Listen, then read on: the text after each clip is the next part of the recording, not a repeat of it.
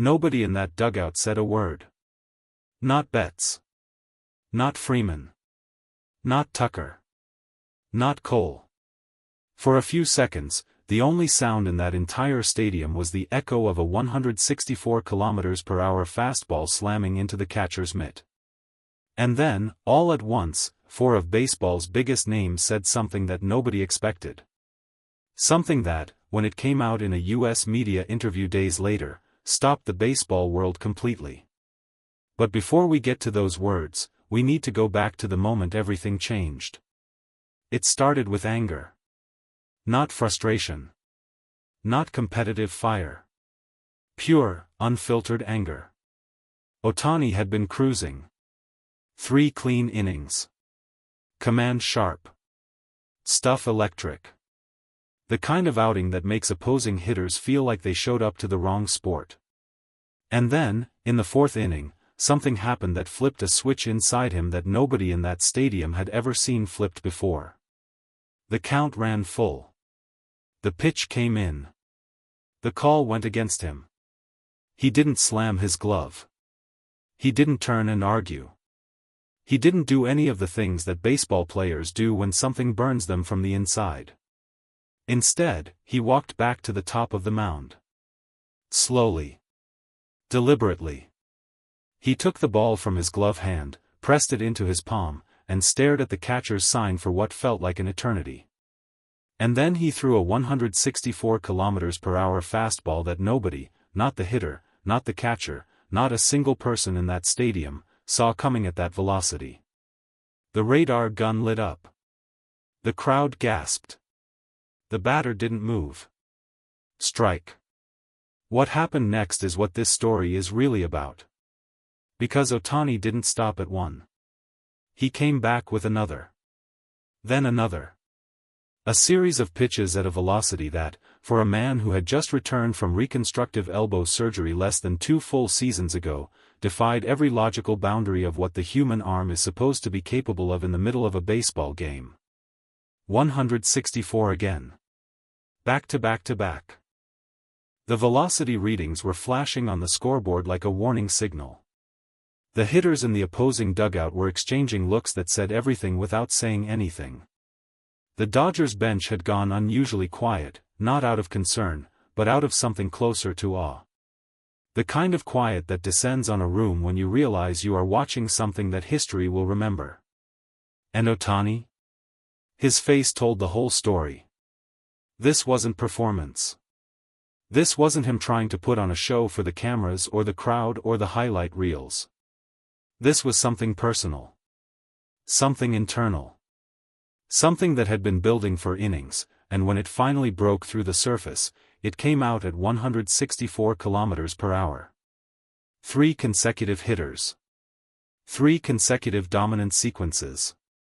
And by the time the 3rd out was recorded, the baseball world already knew it had just witnessed something worth talking about for a very long time. But it was what happened after he left the mound that nobody saw coming. Mookie Betts saw it first. According to the U.S. media interview that broke the story, Betts had been watching Ohtani from the top step of the dugout during those final innings. He had seen the velocity. He had seen the intensity. But it wasn't until Ohtani walked off the mound and into the dugout that Betts understood what he had actually been watching. He didn't high-five him. He didn't shout. He didn't do the things that teammates do when a pitcher has a great outing. He just stopped him by the shoulder, quietly, almost privately, and said something in a low voice that the reporters nearby couldn't fully hear at first. When asked about it later, Betts didn't hesitate. He said, "I told him I've never seen anything like that in my life. And I've been in this league for over a decade. I've seen Pedro. I've watched clips of Koufax. I've stood in against the best pitchers this game has ever produced. But what I watched today, that was different. That wasn't just talent. That was something that comes from a place I don't think most of us will ever understand." The room went quiet when those words were published. Because Mookie Betts doesn't say things like that. Freddie Freeman was next. Freeman has been in professional baseball since he was 17 years old. He has won a World Series. He has won an MVP. He has faced pitchers on the biggest stages this sport has to offer, in the most pressurized moments this game can produce. He is not a man who is easily moved by what happens between the lines. But when the U.S. media interview reached Freeman, his answer was different from what anyone expected. He didn't talk about the velocity. He didn't talk about the spin rate or the command or the swing and miss percentages. He talked about the look on Ohtani's face. He said, when he came back into the dugout, I looked at his eyes. And I've looked into the eyes of a lot of competitors in my time. But this was something I hadn't seen before. It wasn't celebration. It wasn't relief. It was like he had gone somewhere else on that mound. Somewhere none of us could follow him. And when he came back, he brought something with him that I don't know how to put into words. It made me feel like I needed to be better. Just by being near it. Freeman paused in the interview. Then added, I went home that night and called my son. I told him to watch everything he can find on Shohei Ohtani. Not for the home runs.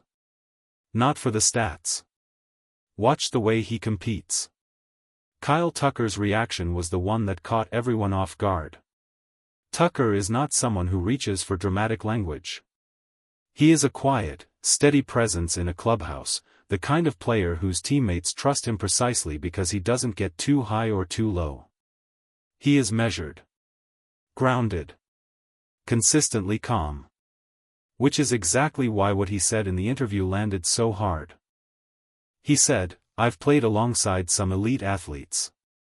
I've been in dugouts with guys who are generational talents. But I want to be honest about what I felt watching those pitches tonight. It wasn't just admiration. It was actually a little bit frightening. Not in a negative way.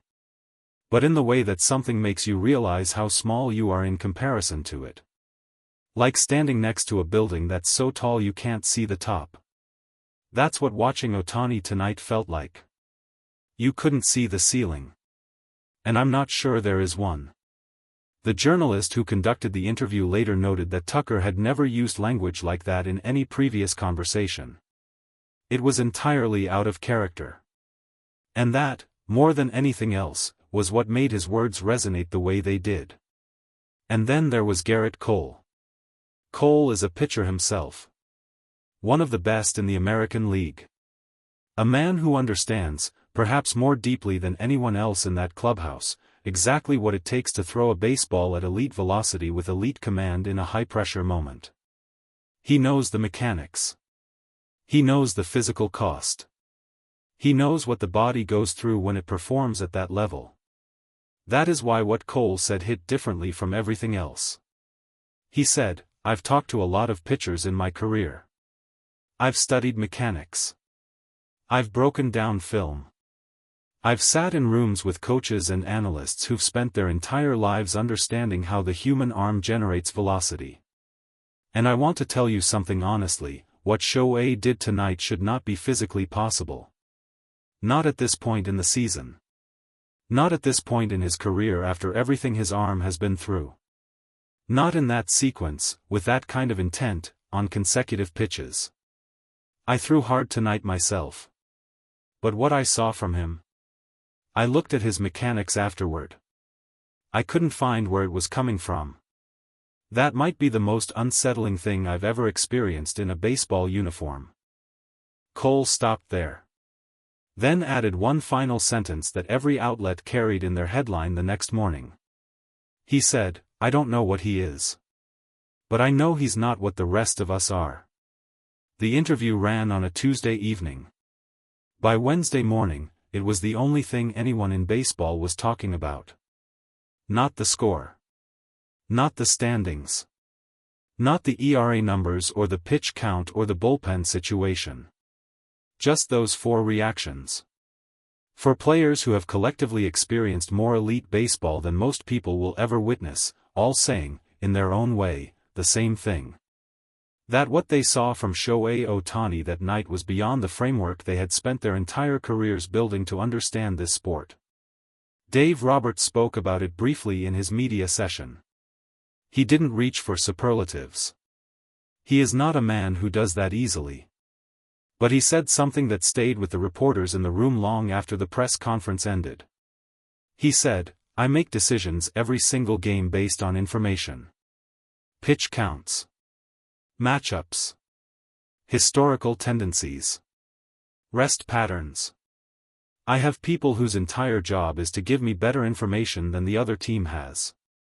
And I want to be transparent with you, there are moments managing Shohei where the information stops being useful. Where you look at what he's doing and you realize that the model doesn't apply. That the data we've built everything around wasn't built with him in mind." He paused for a long moment. Then he said, "I try not to think about that too much. Because if I let myself sit with it for too long, it starts to feel less like managing a baseball player and more like trying to organize something that doesn't want to be organized." The room laughed quietly. But it wasn't really a laughing moment. Somewhere in the Dodgers clubhouse, after all the cameras had gone and the reporters had filed their stories and the stadium had emptied, Shohei Ohtani sat with an ice pack on his shoulder and spoke to an interpreter about something unrelated to baseball entirely. Nobody recorded what he said. Nobody knows what it was. But one clubhouse attendant, who has worked in Major League Baseball for over 15 years, said something to a local reporter on his way out of the building. He said, "In all my years doing this job, I've seen a lot of great players. And I've noticed something about the truly great ones, the ones that become larger than the game itself. They never seem to know how big they are. They never seem to feel it the way everyone around them does." He looked back at the clubhouse door. Then he said, "Ohtani has that. More than anyone I've ever seen." The lights in the stadium were already off by then. But somehow, it still felt like something was glowing.